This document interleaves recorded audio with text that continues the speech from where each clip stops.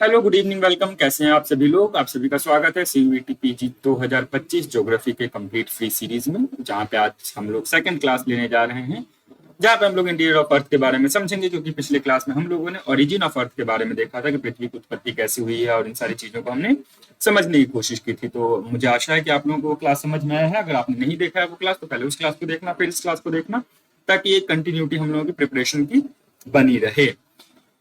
तो सो के नहीं देखना है इस क्लास को। एक तो अच्छे से ऐसे बैठ के एकदम अच्छे से देखो, ये नहीं कैसे लेटे हुए हैं और देख रहे हैं, साथ में गाना सुन रहे हैं, साथ में चैटिंग कर रहे हैं। ये सब नहीं करना है। अगर क्लास को कर रहे हो तो सीरियसली करो, क्योंकि फिर जाओगे किसी ऑनलाइन क्लासेस और इन सब में और अच्छे खासे फीस दोगे, फिर वहां पे पढ़ोगे। उससे अच्छा यहीं पे फ्री में पढ़ लो, क्या ही दिक्कत है।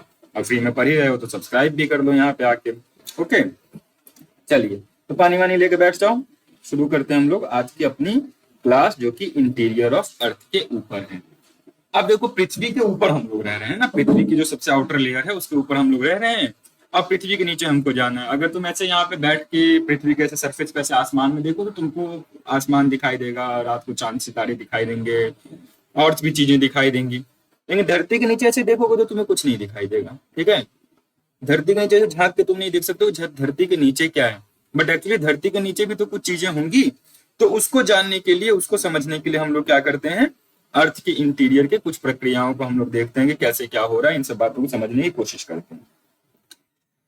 तो देखो, अगर अर्थ के इंटीरियर को समझना है तुमने ना, तो दो तरीके हो सकते हैं तुम्हारे पास। पहला तरीका, तुम प्रत्यक्ष रूप से देखो, यानी कि अभी जैसे मैंने अभी फर्स्ट स्लाइड में से जेसीबी लाया था, तो जेसीबी से यहाँ पे खुदाई करो। यूट्यूब पे ऐसे जैसे जेसीबी खुदाई सब लोग देखते हैं, तो जेसीबी से तुम लोग खुदाई करो और पृथ्वी के अंदर जाते जाओ, अंदर जाते जाओ, अंदर जाते जाओ, और जाके देख के आओ कितना गहरा है। या फिर जो हमारे वॉल्केनिक इरप्शंस होते हैं, तो अंदर से जो मैटर आता है वो बाहर हमें आके दिखता है। इन सब चीजों को देखो और उनसे तुम जानकारी जुटाने की कोशिश करो। पर दोनों एक अच्छा तरीका नहीं है। क्यों? क्योंकि अगर तुम बात करो पृथ्वी के सबसे डीपेस्ट पॉइंट की, तो कौन सा है? ये क्वेश्चन है तुम लोगों के लिए। पृथ्वी का सबसे डीपेस्ट पॉइंट की तुम अगर चले जाओ, पैसिफिक ओशन में है मान लो, तो उस डीपेस्ट पॉइंट में चले जाओ तब भी कुछ ही किलोमीटर नीचे जाओगे। दूसरा, अगर पृथ्वी पे तुमने ड्रिल करना शुरू किया, तो आज तक का जो ड्रिल का सबसे डीपेस्ट हम लोग हैं वो 12 किलोमीटर तक ही जा पाए। उसके बाद और भी तरीके से मान लो कि तुम गोल्ड माइंस हैं और ये सारी चीजें हैं, तो इसके द्वारा तुम अपनी जानकारी जुटा सकते हो। या फिर वॉल्केनिक इरप्शन हो रहा है, उससे जो मैटर निकल रहा है उसकी तुमने स्टडी की, उसके बारे में तुमने जानकारी जुटाया, तब तुम इसको समझ रहे हो कि हाँ, पृथ्वी के नीचे कुछ चीजें हैं, कुछ चीजें पाई गई हैं, कुछ चीजें हमें मिल रही हैं। इससे तुमने जानकारी जुटाने की कोशिश की। बट ये एक परफेक्ट तरीका नहीं है। क्यों? क्योंकि हम बहुत डीप जा ही नहीं सकते। क्यों नहीं जा सकते? क्योंकि एक डेप्थ के जाने के बाद हमें मॉल्टन मैग्मा स्टार्ट हो जाता है मिलना। ठीक है, बहुत अधिक हीट मिलना शुरू हो जाता है, तो उसके अंदर जा पाना संभव ही नहीं हो पाता है। तो हम लोग क्या करते हैं, कुछ इनडायरेक्ट सोर्सेस का प्रयोग करते हैं। इनडायरेक्ट सोर्सेस का मतलब ऐसे सोर्स जो कि हैं, एग्जिस्ट हैं, लेकिन उसके द्वारा हम इन्फर कर रहे हैं कि ऐसा है तो ऐसा होगा, ऐसा है तो ऐसा होगा, है ना। जैसे मान लो कैसे होता है ना कि धुआं उठ रहा है तो हो सकता है वहां आग लगाओ, वो अलग बात है। कोई वहां पे सिगरेट विगरेट पी रहा हो, वो अलग बात है। लेकिन तुम कुछ इन्फर करते हो। तो इनडायरेक्ट सोर्सेज में तुम लोग क्या कर रहे होते हो, अप्रत्यक्ष सोर्सेज में, कि जो चीजें नहीं है उसको जानने की कोशिश कर रहे हो, उससे संबंधित कुछ चीजों के द्वारा। तो वो क्या क्या हो सकता है? टेम्परेचर एंड प्रेशर का जो चेंजिंग पैटर्न हमको देखने को मिलता है पृथ्वी के अंदर, उसके द्वारा तुम जानकारी जुटा सकते हो। या फिर ये जो उल्का पिंड आ रहे हैं, इसके द्वारा तुम जानकारी जुटा सकते हो। अब तुम कहोगे कि उल्का पिंड आ रहा है तो उससे हम पृथ्वी के इंटीरियर की जानकारी कैसे जुटा सकते हैं? तो अगर तुमने ओरिजिन ऑफ अर्थ पढ़ा है तो तुमको पता है कि हम लोग ओरिजिन, जो अर्थ की उत्पत्ति हुई वो आइसोलेशन में तो हुई नहीं है कि अलग से भाई अर्थ एकदम निकल गया। ऐसा तो कुछ हुआ नहीं है। पूरे सोलर सिस्टम की या फिर पूरे के पूरे यूनिवर्स की उत्पत्ति का एक जैसा ही प्रक्रिया है, एक जैसी चीजों से बनी हुई है। तो मान लो मेटेरियट्स, उल्का पिंड वगैरह आ रहे हैं, उससे हम जानकारी जुटा लिए। अर्थ की ग्रेविटेशन फील्ड, अगर पिछला क्लास तुमको याद हो तो तुमको हम बताए थे कि जो ग्रेविटेशन फोर्स का फॉर्मूला होता है वो m1m2/r² ऐसा करके कुछ होता है ना। यानी कि डिस्टेंस बढ़ने के साथ, मैटर की प्रॉपर्टीज में चेंज होने के साथ, उनके मास में चेंज होने के साथ, ये ग्रेविटेशन भी चेंज हो रहा होता है पृथ्वी के ऊपर। तो उससे भी हम लोग पता लग सकते हैं कि पृथ्वी के अंदर किस प्रकार की प्रक्रिया है। उसी तरह से मैग्नेटिक फील्ड जो है पृथ्वी का, जानते हो ना, अर्थ भी हमारा एक मैग्नेट की तरह बिहेव करता है, तो उसके द्वारा भी हम लोग जानकारी जुटा सकते हैं। लेकिन इन सब में जो सबसे इंपॉर्टेंट निकल के आता है वो है हमारी सिस्मिक वेव्स, सिस्मिक तरंगे। सिस्मिक तरंगों से, अब सिस्मिक तरंगे क्या है, अगर आम शब्दों का जो भूकंप जो आता है उसमें जो हमें वेव्स देखने को मिलती है उसको हम लोग सिस्मिक वेव्स एक तरह से कह रहे हैं। तो सिस्मिक वेव एक प्रकार की तरंगे, ठीक है। अब ये तरंगे क्या होती है, ये सिस्मिक वेव्स क्या होता है, देखो कोई भी जो एनर्जी ट्रांसफर होता है ना, मान लो कि तुम ऐसे एक नदी के किनारे बैठे हुए हो और ऐसे तुमने अपना हाथ उठाया और नदी को ऐसे तराक से मार दिया, तो क्या हुआ, तुमको कुछ रिपल्स बनते हुए दिखाई देंगे, है ना, ऐसे ऐसे करके ये तरंग ऐसे बन के जाता हुआ दिखाई देगा। तो क्या हुआ, एक एनर्जी मैंने अपने वाटर में दी और वो वाटर से वो एनर्जी का ट्रांसफर हुआ। तो ऐसा माना जाता है कि जो एनर्जी का ट्रांसफर होता है वो अक्सर वेव्स के फॉर्म में, ठीक है, तरंगों के रूप में। ओके, तो सिस्मिक वेव, सिस्मिक तरंगों के द्वारा हम पृथ्वी के अंदर की जानकारी जुटाने की कोशिश कर रहे होते हैं। ओके, अब एक चीज समझ लो, जैसे तुमने वेव्स की बात की तो वेव्स में एक चीज समझ लो, एक होता है फ्रीक्वेंसी और एक होता है वेवलेंथ। ओके, मान लो कि ये वेव ऐसे चल रहा है, तो इसको कहते हैं क्रेस्ट, इसको कहते हैं ट्रफ। तो कंजिक्यूटिव क्रेस्ट या कंजिक्यूटिव ट्रफ के बीच में जो तुमको दूरी देखने को मिलती है इसको हम लोग वेव लेंथ कहते हैं, यानी कि वेव की लंबाई कितनी है। ओके, और पर यूनिट टाइम में ये कितना वेव ऐसे वेव्स चलेंगे पर यूनिट टाइम में, वो एक सेकंड हो सकता है, मान लो एक सेकंड में ये कितने ऐसे वेव्स चलेंगे, इसको हम लोग फ्रीक्वेंसी कहते हैं। वेव्स पर यूनिट टाइम जब हम लोग बात करते हैं तो वो फ्रीक्वेंसी है, और एक ट्रफ या एक क्रस्ट के बीच में जो कंजिक्यूटिव दूरी है उसको हम लोग वेव लेंथ कहते हैं। इन दो चीजों को अपने दिमाग में रखना, वेवलेंथ, फ्रीक्वेंसी और वेव्स एक्चुअली में, ठीक है, समझ में आया। तो पृथ्वी के बारे में पता करने का क्या सबसे तरीका है, एक इनडायरेक्ट एक डायरेक्ट। इनडायरेक्ट में क्या आते हैं हमारे सिस्मिक वेव, ग्रेविटेशनल, मेटियोर्स, ये सारी चीजें आ जाती हैं। और डायरेक्ट में क्या होता है कि तुमने ड्रिलिंग कर ली, तुमने कोई खुदाई कर ली, तुमने कोई सुरंग बना लिया, इसके द्वारा तुमने अपनी जानकारी जुटाई, इसको हम लोग डायरेक्ट मेथड कहते हैं। ओके, आगे चलिए, आई होप समझ में आ गया होगा। अब सिस्मिक वेव्स जो है अभी मैंने बताया तुमको, ये तो कुछ छोटा सा क्लास है, कुछ इसमें ज्यादा दिमाग लगाने वाली चीज नहीं, एकदम इजी से समझ में आ जाएगा। तो ये सिस्मिक वेव्स तो तुम्हारा है, देखो ये 3 प्रकार की होती है, या मूल रूप से कहें तो 2 प्रकार की होती है। अब ये कौन सा है, एक को कहते हैं बॉडी वेव्स, एक को कहते हैं सरफेस वेव्स। एक होता है कायिक तरंगे, एक होता है सतही तरंगे। ये ऐसे ऐसे वेव्स को हम लोग रिकॉर्ड करते हैं। अब बॉडी वेव्स क्या होती है, जो पृथ्वी के इंटीरियर के अंदर रिलीज हो रही होती है एनर्जी। अब क्या हुआ कि मान लो कि पृथ्वी के नीचे मैटर है, एकदम सिंपल शब्दों में समझने की कोशिश करो, पृथ्वी के नीचे मैटर है, उस मैटर में मूवमेंट हुई, मूवमेंट हुआ तो क्या होगा, एनर्जी उत्पन्न हो। वो एनर्जी क्या होगा, वहां रुकी तो नहीं रहेगी, वो एनर्जी ट्रांसफर करेगी, आगे बढ़ेगी, तो वो एनर्जी मूव कर रहा है। तो इंटीरियर के अंदर जब ये एनर्जी मूव कर रहा होता है तो उसको हम लोग बॉडी वेव्स कहते हैं। ओके, इंटीरियर से एनर्जी, आंतरिक जो भाग है उससे जब ऊर्जा निकलती है पृथ्वी की, उसको हम लोग बॉडी वेव्स या फिर कायिक तरंगे कह रहे होते हैं। ठीक, अभी अभी के लिए इतना रखो। इन कायिक तरंगों को हम 2 भाग में बांटते हैं, पी वेव्स जिसको हम लोग प्राइमरी वेव्स भी कहते हैं, दूसरा एस वेव्स जिसको हम लोग सेकेंडरी वेव्स भी कहते हैं। पी प्राइमरी प्राथमिक वेव्स, एस सेकेंडरी द्वितीय वेव्स। इतना समझ गए, इतना एकदम क्लियर होगा दिमाग में। इस स्लाइड को 1 सेकंड के लिए देख लो, क्या है, बॉडी वेव्स, इंटीरियर से एनर्जी निकली, बॉडी वेव के रूप में 2 हो सकता है, P wave, S wave. P wave प्राथमिक वेव जो सबसे पहले निकली, एस वेव सेकेंडरी वेव जो प्राथमिक वेव के बाद निकले। अगर इसमें देखो तो ये वाला जो पार्ट है ये क्या है, ये देखो पी वेव्स है, इसके बाद वाला पार्ट जो क्या है वो एस वेव्स है। सबसे पहले कौन सा रिकॉर्ड हुआ, अगर ये सिस्मोग्राफ है, सिस्मोग्राफ क्या होता है, एक यंत्र होता है जिसपे ये सिस्मिक तरंगों को रिकॉर्ड किया जाता है। तो सबसे पहले जो तरंगे हमें सिस्मिक वेव्स की मिली हमारे सिस्मोग्राफ के ऊपर, वो क्या है, प्राइमरी वेव्स है। उसके बाद जो तुमको मिली वो क्या है, वो सेकेंडरी वेव्स, एस वेव्स। ये 2 बातें समझे। अब ये दोनों में एक अंतर है, जो पी वेव्स होता है इसको हम लोग कहते हैं कंप्रेशनल वेव्स, संपीड़न बल कहते हैं इसको, और दूसरा जो सेकेंडरी वेव्स है उसको हम लोग कहते हैं shear waves. Okay, transverse waves इसको। अब ये क्या है, देखो वेव मैंने कहा तरंगे चलती हैं, तो तरंगे कैसे, सबसे पहले देखो कि तुम एक स्प्रिंग लो, ये जैसे इसने स्प्रिंग लिया ऐसे बाहर की तरफ खींचो और छोड़ो। अब स्प्रिंग देखो इस तरह से मूवमेंट करेगी, टू एंड फ्रो मूवमेंट करेगी, यानी जो प्रोपोगेशन के डायरेक्शन में उसी में देखो ये वेव्स आगे पीछे कर रही है। तो ऐसा जब भी तुमको देखने को मिलेगा उसको हम लोग कहते हैं कंप्रेशनल वेव। तो प्राइमरी वेव आपका कौन सा है, संपीड़न बल है, संपीड़न वेव्स। दूसरा कौन सा है, सेकेंडरी वेव्स, एस वेव्स। अगर तुमने ऐसे धागा को खींचा या फिर मेटल के वायर को खींचा, तुमने ऐसे कर दिया, तो वो इस तरह से मूवमेंट करेगा, जैसे मैंने ऊपर डायग्राम बनाया। तो उस मूवमेंट के जब हमारा वेव चल रहा होगा तो उसको हम लोग कहते हैं सेकेंडरी वेव्स, ट्रांसवर्स वेव या फिर शेयर वेव्स। ये वो दो बात समझ में आ गई। पी सबसे पहले निकलता है, प्राइमरी वेव होता है और कैसा होता है, कंप्रेशनल होता है। दूसरा एस वेव्स उसके बाद निकलता है, सेकेंडरी वेव्स कहते हैं, शेयर वेव्स कहते हैं, ट्रांसवर्स वेव। इतनी बात समझ में आ गई। चलो अब पी वेव्स, प्राइमरी वेव्स की प्रॉपर्टी हम लोग देख रहे हैं। प्राइमरी वेव क्या कहा मैंने, कंप्रेशनल कहा, लॉन्गिट्यूडनल इन नेचर, ठीक है, संपीड़न के द्वारा। दूसरी बात क्या कहते हैं, अभी मैंने बता दिया कि सिस्मोग्राफ पे सबसे पहले रिकॉर्ड होता है। तीसरी बात क्या है, प्रेशर वेव्स, ये भी मैंने अभी आपको समझा दिया। चौथी चीज क्या है, ये हाई फ्रीक्वेंसी वाली वेव्स है। अब फ्रीक्वेंसी याद है तुमको, पर सेकेंड टाइम में कितना वेव्स ये ट्रेवल करेगा, तो ये क्या है, ये हाई फ्रीक्वेंसी वेव है। यहाँ पे देखो, अगर इस डायग्राम को देखो तो कितने कम टाइम में कितने सारे वेव्स है ना, हाई फ्रीक्वेंसी वेव है। कौन सा वेव हाई फ्रीक्वेंसी वेव है, सब में हमारा जो पी वेव है वो हाई फ्रीक्वेंसी, ठीक।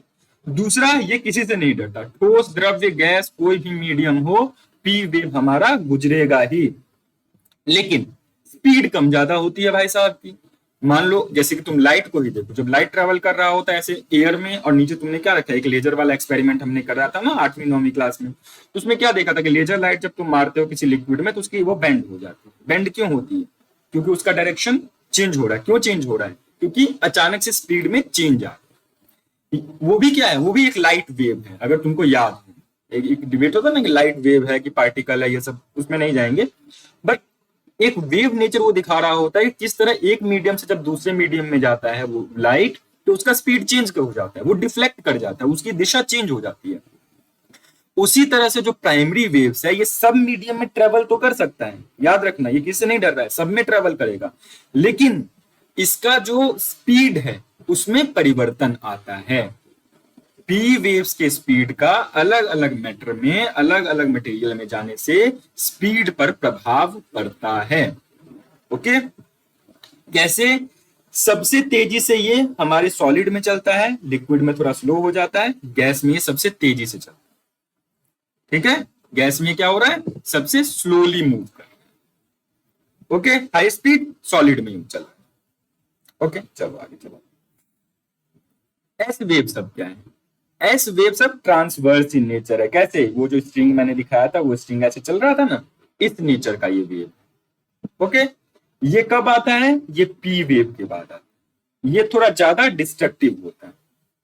अब डिस्ट्रक्शन का क्या लेना देना है वो भी मैं थोड़ी देर में बताऊंगा, बट पहले समझ लो कि ये पी वेव की तुलना में एस वेव ज्यादा डिस्ट्रक्टिव है।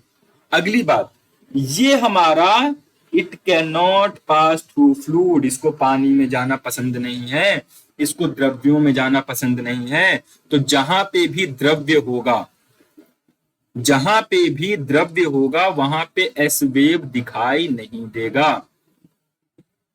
जहां पे द्रव्य होगा वहां पे पी वेव दिखाई देगा, लेकिन उसकी स्पीड बदल जाएगी।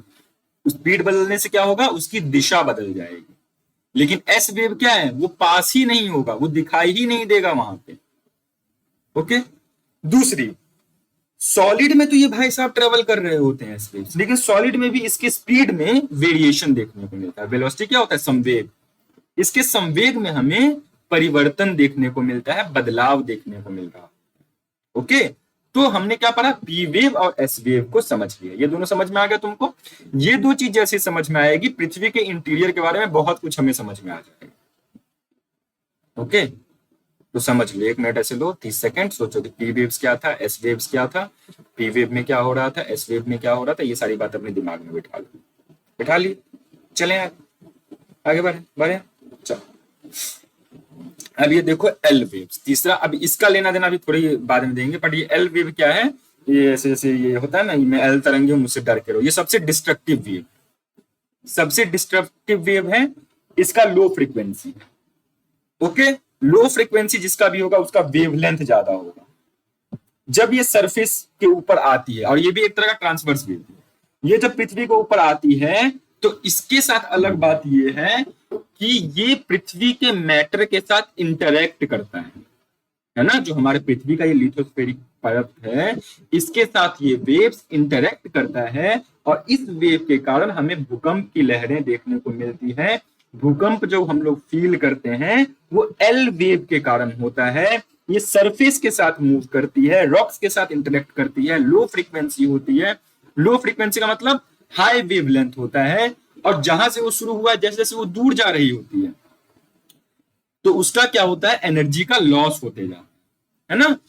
जैसे जैसे दूर जा रहे होते हैं वैसे वैसे एनर्जी का क्या होता है, लॉस होते जाता है। इसलिए हमने देखा है कि एपी सेंटर जहां भूकंप का होता है वहां से जितना दूर जाते जाओगे हमारा भूकंप की इंटेंसिटी, तीव्रता कम होती जाती है ना। तो ये किसका लेना देना इससे, एल वेव या फिर इसको सरफेस वेव भी कहते हैं।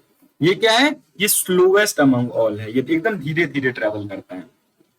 ठीक है, तीनों वेव समझ गए, S wave, P wave, L wave समझ गए। अब यहाँ पे अगर तुम देखो तो ये देखिए ये सबसे छोटे वेवलेंथ है, देखो इनको बीच में क्या है, वेवलेंथ सबसे कम है, फ्रीक्वेंसी सबसे ज्यादा है, बहुत कम समय में बहुत सारे वेव्स हैं, ये उससे कम। और ये देखो ये सबसे ज्यादा वेवलेंथ के साथ सबसे कम फ्रीक्वेंसी के साथ धीरे धीरे मूव करता है, अर्थ के मैटर के साथ इंटरेक्ट करता है, भूकंप लाता है, और इसके कारण हमारे जान माल की जो क्षति हम देखने को मिलता है वो एल वेव के कारण देखने को मिलता है। ये तीन बात समझ में आ गई सबको। तो ये इससे डरो मत डरो, लेकिन एल वेव से डरना पड़ता है, क्योंकि एल वेव से क्या होता है, हमारा सारा डिस्ट्रक्शन हमें देखने को मिलता है। Okay, clear, S P L waves clear. अब देखो अब चलते हैं हम इंटीरियर की तरफ। ठीक है, ये पृथ्वी का इंटीरियर है। अभी ये सब ये क्या है ये समझ, अगर मान लो मैं क्या कह रहा हूं कि यहां से तुमने वेव प्रोपोगेट किया, वेव प्रोपोगेट किया क्या मतलब, यहां से तुमने जो ये सिस्मिक वेव्स था ये ओरिजिनेट करवाया, ये चालू करवाया। ओके, और यहां पे तुमने मान लो एक मशीन रखा सिस्मोग्राफ जो कि रिकॉर्ड कर रहा। अगर पृथ्वी सेम मैटर से मिलके बना, अगर मान लो सॉलिड से बना होता तो यहां से जो भी वेव आता वो यहां तक पहुंचता, लिक्विड से ही बना है तो मान लो एस वेव्स यहाँ पे पहुंचता, पी वेव पहुंचता कि नहीं पहुंचता, और फिर एक एल वेव यहाँ पे पहुंचता। तो सारे वेव्स का कुछ ना कुछ हमें प्रॉपर्टी देखने को मिलती है। लेकिन जब ऐसा हम लोग करते हैं, यहाँ पे एक मशीन लगाते हैं, मान लो अर्थ को एक वेव प्रोपोगेट करते हैं और यहाँ पे मशीन लगाते देखते हैं, कुछ पार्ट में हमें कोई वेव मिल रहा है, कुछ पार्ट में हमें कोई वेव मिल रहा है, बदलता हुआ पैटर्न हमें एक देखने को। ओके, क्या देखने को मिलता है, तो प्राइमरी वेव को जब हम लोग ऑब्जर्व कर रहे होते हैं अपने सिस्मोग्राफ पे प्रोपोगेट करवा के एक जगह से, तो देखते हैं 105 से 145। अब ये देखो इसके साथ मैं डिस्क्लेमर दूंगा, कुछ बुक्स में 103 से 105 से 145 है, कहीं कहीं पे 103 से 142 है। तो जो भी है इसके बीच का कुछ चीज है, इतना अपना ध्यान रख लो कि 145 से 105 के बीच का जो ये जोन है, इसमें हमें कौन सा वेव, पी वेव देखने को नहीं मिलता है। इसीलिए इसको पी वेव का छाया क्षेत्र या फिर पी वेव का शैडो जोन है। क्यों, क्योंकि पी वेव क्या रिकॉर्डिंग यहां पे नहीं की जाती। अब क्यों नहीं की जाती होगी, हमने पढ़ा था कि मान लो कि अगर पी वेव सभी मैटर से, अभी मैंने कहा था ना पहले कि पी वेव सभी मैटर से गुजरता है, तो सभी मैटर से गुजरता तो ऐसे करके ऐसे आ जाता है, ऐसे करके ऐसे आ जाता है, ऐसे करके ऐसे आ जाता। लेकिन बीच में हमने एक और क्या बात पढ़ी थी कि अलग अलग मैटर में इसका स्पीड चेंज होता है। स्पीड चेंज होने का क्या कारण होता है कि ये जो वेव है वो डिफ्लेक्ट करता है। तो यहां से निकलने वाली जो परत जब यहाँ पे आती है तो ये कुछ ऐसे डिफ्लेक्ट करते करते यहाँ पे पहुंच जाती है, डिफ्लेक्ट करते करते यहाँ पे पहुंच जाती है। उसके कारण जो ये 103 से 145 या फिर 105 से 145 का जो जोन है उसमें हमें पी वेव रिकॉर्ड ही नहीं होता। अब जैसे एक जोन में पी वेव रिकॉर्ड नहीं हुआ तो अप्रत्यक्ष रूप से हमें पता लग गया कि भाई साहब जरूर मैटर में चेंजेस आए हैं, मैटर में चेंज आएगा तभी ये वेव डिफ्लेक्ट होगा, ये वेव डिफ्लेक्ट होगा तभी एक जगह रिकॉर्ड हो रहा है, एक जगह रिकॉर्ड नहीं हो रहा है। तो क्या समझ में आया, पृथ्वी के अंदर के जो मैटर है वो बदल रहे हैं, एक जैसे नहीं है। अगर एक जैसे होते तो सारे के सारे ऐसे सीधे हमें सामने सामने मिलने को मिलता। ओके, दूसरी बात क्या आई, जब एस वेव्स को उसी तरह से रिकॉर्ड किया गया तो उन्होंने देखा कि एक पूरा का पूरा 103 डिग्री से 103 डिग्री का ऐसे पूरा एक जोन है पृथ्वी के अंदर, यानी जहां से प्रोपोगेट हुआ वहां से इधर 103 इधर 103, अगर दोनों तरफ से नापे तो एक जोन है जहां पे हमारा एस वेव रिकॉर्ड ही नहीं हुआ। क्यों नहीं रिकॉर्ड हुआ भाई साहब बताओ, अगर हमारी जो एस वेव सबसे गुजर पाती तो यहां से गुजरने वाली वेव यहां तक पहुंचती, चाहे वो डिफ्लेक्ट होगी पहुंचती, बट पहुंचती तो जरूर, बट नहीं पहुंची। क्यों नहीं पहुंची? क्योंकि इसके बीच में भाई साहब जरूर कोई ऐसी चीज है, जरूर ही कोई ऐसी चीज है जिसने इसको रोक लिया। अब कौन वो चीज है जिसने इसको रोक लिया? अभी हमने पढ़ा है 2 मिनट पहले कि जो हमारा एस वेव होता है वो लिक्विड से पास नहीं होता है। एस वेव जो हमारा होता है उसको पानी में जाना पसंद नहीं है, इसीलिए एस वेव यहाँ पे दिखाई नहीं दिया। इसका मतलब क्या है कि पृथ्वी में कहीं ना कहीं द्रव्यात्मक वस्तु है।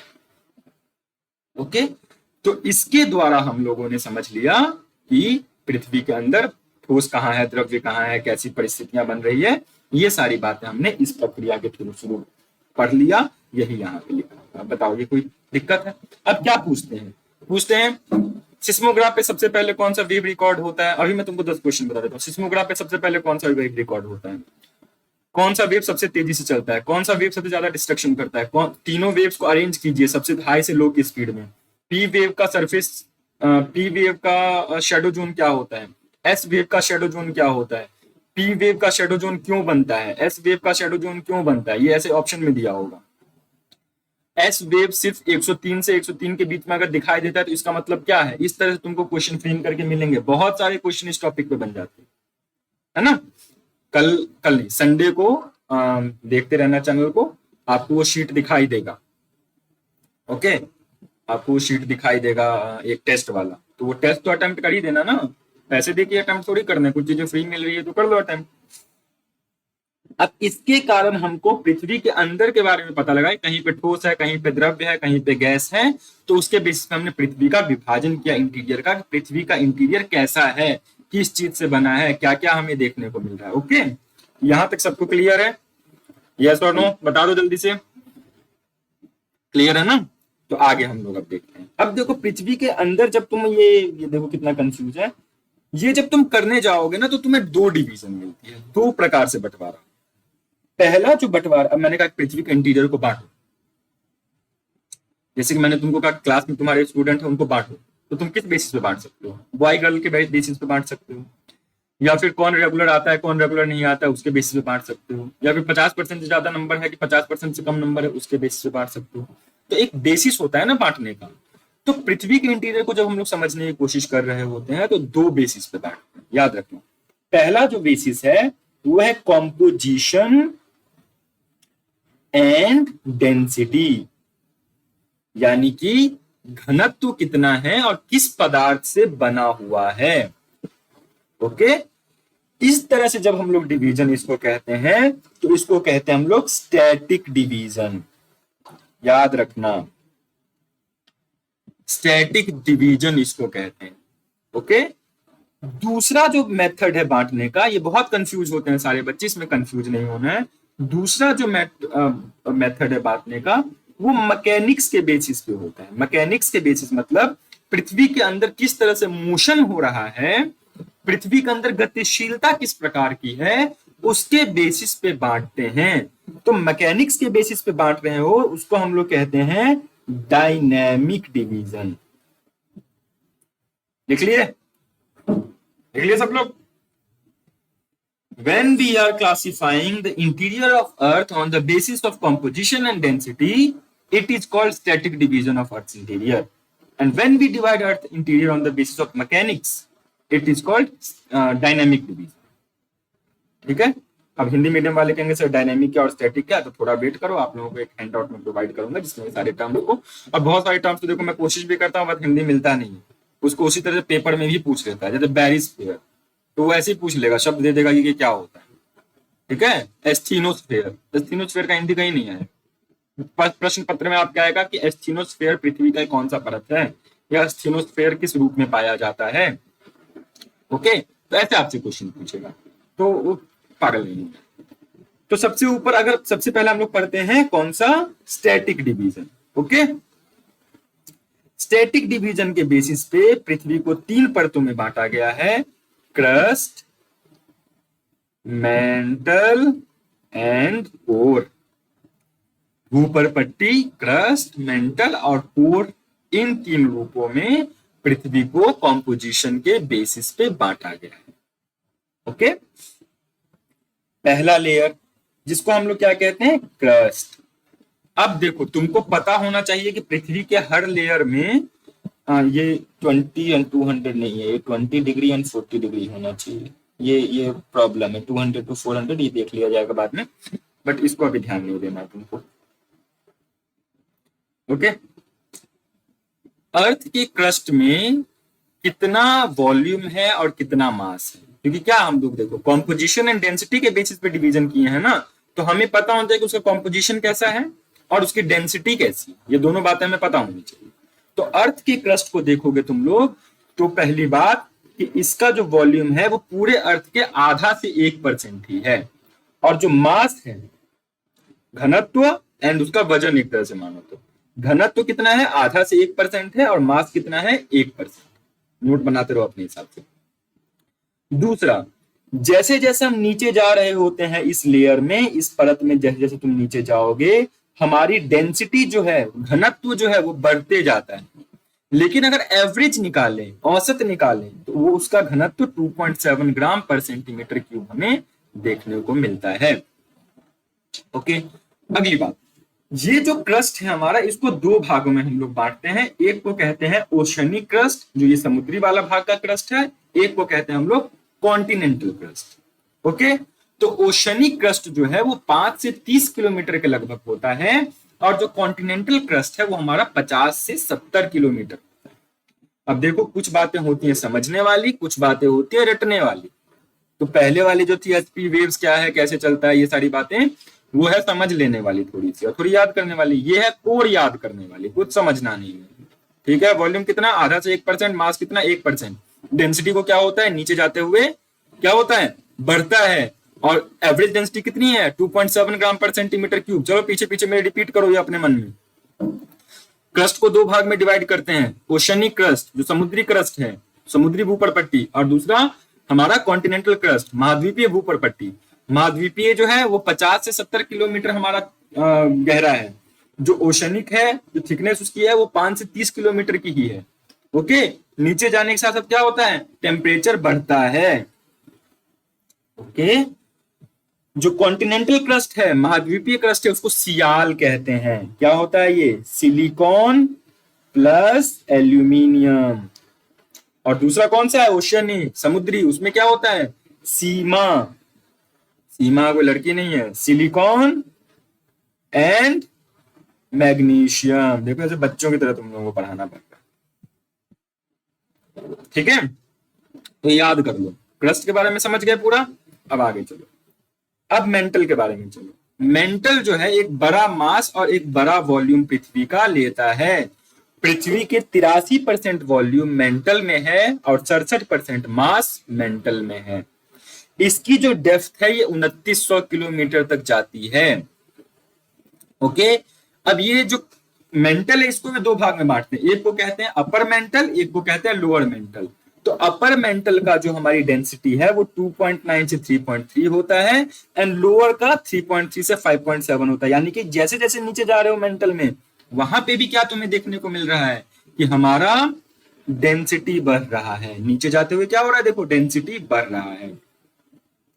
ये rich in silicate, iron and magnesium होता है। ऑक्सीजन, सिलिकॉन, मैग्नीशियम, ये सारी चीजें यहाँ पे पाई जाती हैं। साथ में ये कन्वेंशनल करेंट्स, कन्वेंशनल सर्कुलेशन जो है वो इसी परत में देखने को मिलती है। अगर तुमसे पूछे कि कन्वेंशनल करंट या कन्वेंशनल धाराएं, सर्कुलेशन कहाँ हो रही हैं, तो मेंटल में हो रही हैं। वॉल्यूम कितना, 83%, मास कितना, ऑलमोस्ट 67%। कितनी गहराई तक, 2900 किलोमीटर तक। अपर, लोअर, अपर का 2.9 से 3.3 डेंसिटी, लोअर 3.3 से 5.7 density. Rich in minerals, silicate rocks यहाँ पे भी अधिक पाए जाते हैं। ओके, आगे चलो। कोर, अब कोर को भी दो भाग में बांटते हैं, outer core and inner core. Outer core जो है 2900 से 5100 किलोमीटर तक है, इनर कोर 5100 से लेके पूरा अंदर तक, डेप्थ तक, सेंटर तक। यहाँ पे ये सॉलिड नहीं है, ये आउटर कोर जो आपका है वो लिक्विड फॉर्म में देखने को मिलता है। साथ में इनर कोर जो है वो हाईली फेरस है, नीफे होता है, इसको कहते हैं निकल एंड फेरस, निकल और आयरन या फिर फेरस हम इसको कहते हैं। तो ये बात किसकी हो गई, ये बात हमारा हो गया कोर के बारे में। ये क्या हो गया, क्रस्ट, मेंटल एंड कोर। अब अभी हमने कहा ना कि ये ऐसे, ये क्रस्ट था, है ना, ये क्रस्ट, ये मेंटल, ये कोर। तो इनको बांटने के लिए ना परतें हैं, लेयर्स हैं। इन लेयर्स को हम लोग डिसकॉन्टिन्यूटी की नाम देते हैं, डिसकॉन्टिन्यूटी। ओके, ये जो परत अलग अलग सेपरेट हो रहा है इसको हम लोग डिसकंटिन्यूटी कहते हैं। तो पृथ्वी के अंदर कुछ डिसकंटिन्यूटी है। ओके, उसको देख लेते हैं। सबसे पहले ये क्रस्ट को ऐसे दो भागों में बांटो।